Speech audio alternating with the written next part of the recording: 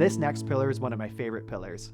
Mapping out the business model on the back of a napkin not only helps us keep things simple while we're looking at it from a big global perspective, it also really helps us validate our business idea early on, so that early on we're starting to shape it into something that's going to be successful right from the get-go.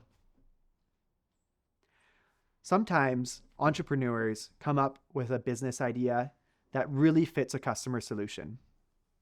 And one of the mistakes they make is they jump into action too quickly. They go out and they write a business plan and they get a loan, but they haven't really truly taken the time to map out the business idea. This next pillar of mapping out your business idea on the back of a napkin will save you a lot of time and money and headaches and resources by being able to map out the business idea into all the different key categories that eventually will become the core elements of your business plan. And by mapping it out essentially on the back of a napkin using the business model canvas built by Strategyzer, we're able to take the core concepts for each element of our business and validate them individually and in relationship with each other before we go out and build something that might not work in reality. My dad is a builder. The first thing that my dad taught me about building is that it begins on the back of a piece of paper, and it begins by sketching out what it is you want to build. And I'll never forget when I was really young, he built a new deck on the front of our house. And he pulled out a piece of paper and he sketched out what that deck was going to look like. And he even drew out the measurements for it, the type of wood he was going to use, and all the different components and pieces.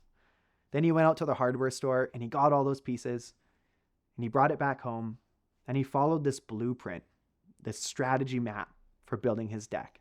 And he put it together piece by piece and it worked. One of the things that was on that piece of paper was a lot of eraser marks. Because when he was building out that strategy map, that blueprint for the deck, he was able to do some calculations and validate on paper before he went and spent the money that it was going to fit together and work. We can do a similar thing when we're building a business. And for that, for fun, we call it mapping out your business on the back of a napkin.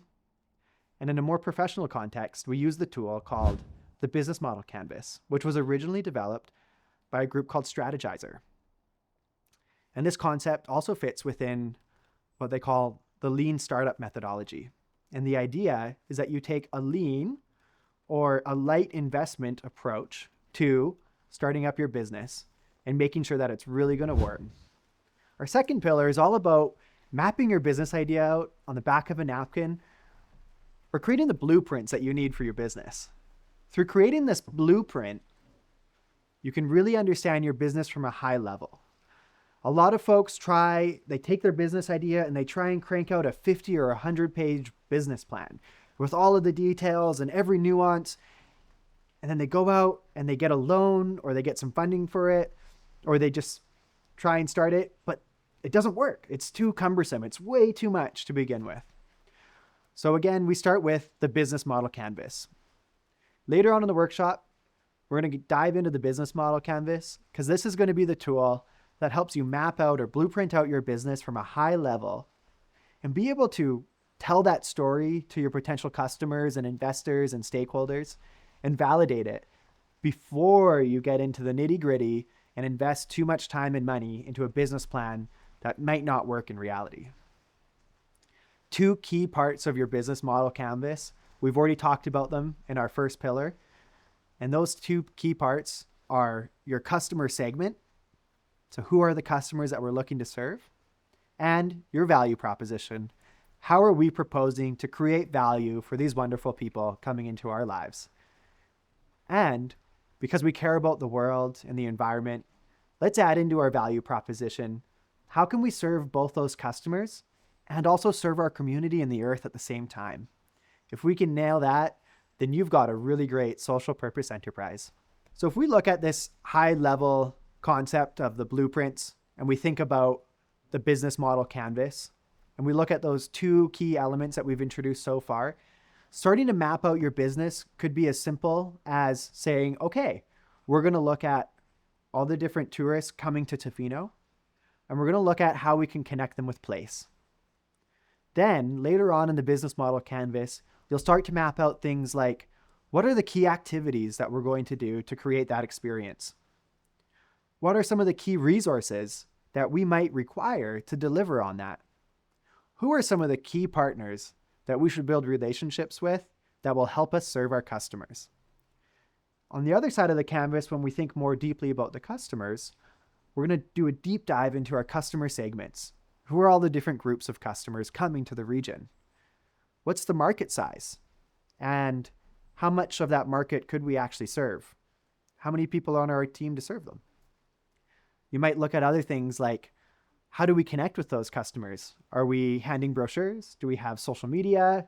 Are we walking around to the different resorts and introducing ourselves in person? Do we have a referral network, perhaps? Another thing that we might look at with our customers is, how do we nurture those relationships? How do we build trust? And how do we really get to know our customers and have them feel seen and heard and acknowledged and feel really good about buying our service or product? Then we take all that and we get a really good understanding of, what's our revenue going to be like? Who's paying? What are they paying for? And how much do we want to charge? On the other side, we'll be able to look at, what's it going to cost for us to deliver this? For us to do those activities? What kind of time will be required? And how much do we have to pay in wages for that time?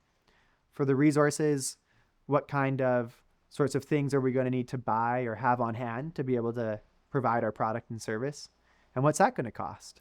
And for our key partners, is there a cost to maintaining that relationship, or do we have to provide something to that partner so that they can provide that value for us in our business?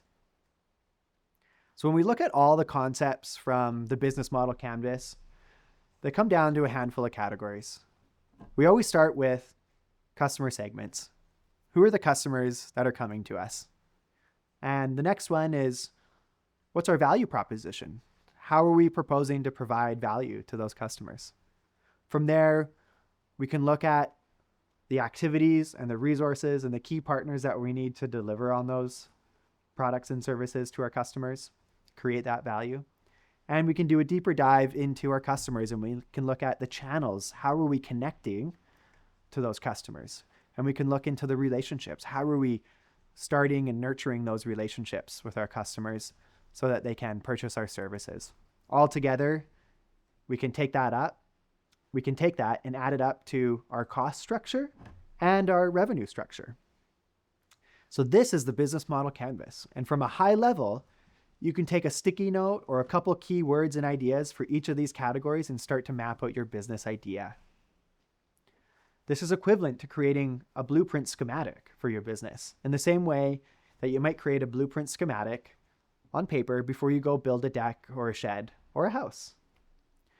With this blueprint schematic, looking at the business from this really high level on the business model canvas, we can take this out to the real world and start to have conversations. These conversations help us validate our business idea. And that brings us into the third pillar. The third pillar of starting a business and coming up with a really awesome idea is to validate the idea.